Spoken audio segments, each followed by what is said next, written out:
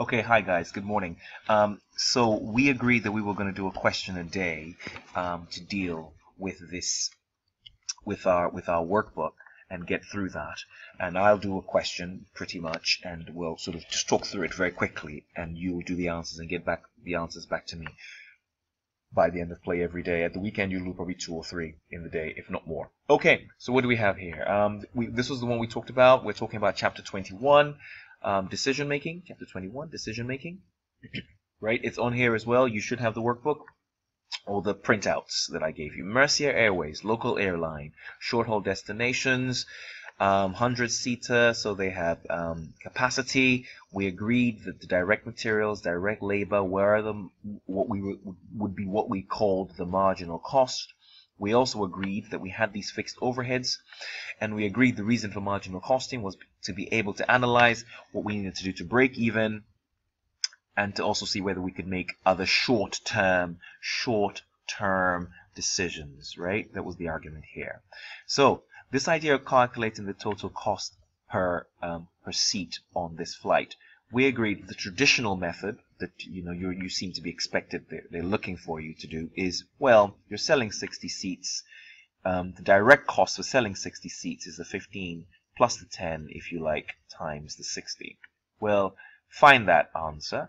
Then you also have this fixed overhead of 3,500 to add on to that. So you also then add on your 3,500 to your answer from this, and that is your total cost for 60 seats.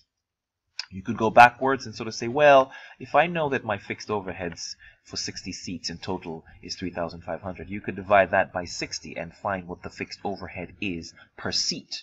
And then if you find the fixed overhead per seat, all you have to do is add that fixed overhead per seat to the £15 and then to the £10. And then that's exactly the same thing. We're not doing anything amazingly different here. Calculate the profit or loss. Well, once you find your total of all your costs, you're told that you sell each seat for £100. So that's 100 times 60 and take away this total figure. And I believe that came to 5,000. That should give you 1,000. And then we're done. Then we need to move on to this next issue of question D. And this is what I really want you to write, because it means that we can then discuss, and I can mark some level of evaluation that you're working on. Okay, so what's happening here? It says that the marketing manager, what are they asking you? It says that they think that they can discuss, where are we? It says that you have 40 extra seats, as you can imagine as you can read from the previous page. 40 extra seats. Then it tells you what are we going to be able to do. It says you can sell it says you can sell 30 seats for £45. So the focus here is, I think I said to you that as part of this discussion, we can only start having these discussions when we have covered our fixed costs. So we've covered our fixed costs. You want to talk about that. You want to talk about the fact that we can only decide and discuss this when we have covered our fixed costs. Why not calculate break-even? What would break-even be? Break-even would be 3,500 divided by the selling price minus the variable cost. The variable cost, which is the marginal cost. 100 minus 25. So find that. I think it came to about 47, 48 seats. Highlight that. Let them know you're clear. Now that you've covered 48 seats, you can argue that now we can go ahead, and then that's when we can start to make these type of decisions. This person is offering you £45 in the first scenario. He's offering you 45. Marginal cost is 25. Contribution is £20. So it's contributing £20 to every seat. You're potentially selling 30 of these seats, I believe, and that should give you 600. And the other offer is a 35. Covering 25, giving you 10. So therefore, that's 10 per seat. You think you can sell all 40, that's 400. So as far as the math is concerned, you're going to take this one, the one that's giving you the 600 pounds over the 30 seats. Well, let's evaluate this. As far as the math is concerned, great. I'm going to take this, no doubt. I mean, first of all, this is why not? Let's do this. Now, I think that's probably one of the good things. But I mean, in terms of analyzing, we're really discussing that, one, to analyze or to look at the scenario, we must have the spare capacity. 2, we mustn't let our other customers kind of find out what's going on. And 3, this is only for a short period of time.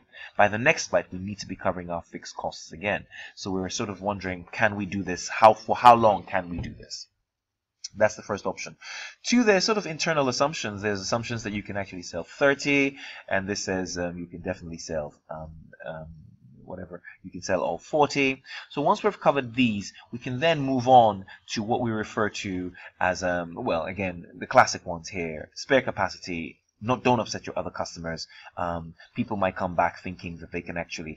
Now, the other thing about these things is, yes, you might sell it to these guys for 45, but they might actually go away and sell it to other people for more, right? So you can imagine this other firm buying the cheap seats from you and selling them to other people for actually more, maybe even 85, yes, or 95. So they're still making profit of some sort.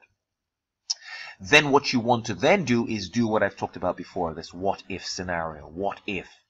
First of all, there is the assumption that you might not even sell 30 seats, right? You might not sell 30 seats. So you want to sort of say, what if you sold 5 seats less, or 10 seats less? So really, we know how many seats you would have to sell. I mean, if you sold, if you have contribution of 20 and 20, I'm trying to see how 200. If you sold 10 seats less, you would be getting exactly £400 contribution as you would with this scenario, right? Because 10 seats is bringing in a contribution of 200. Currently, if you got 600 from 30 seats, 10 seats less will take you down 200 to 400. So you could make a what if scenario like that, and you can go from there.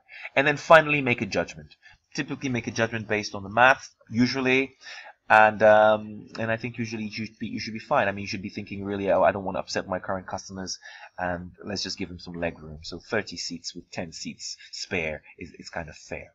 Okay, great stuff. And that's the end of that. So write that up, send it to me, let me mark it, and we'll take it from there. And I'll make a video for 4C, for you to also write that up as well and send to me. Thank you.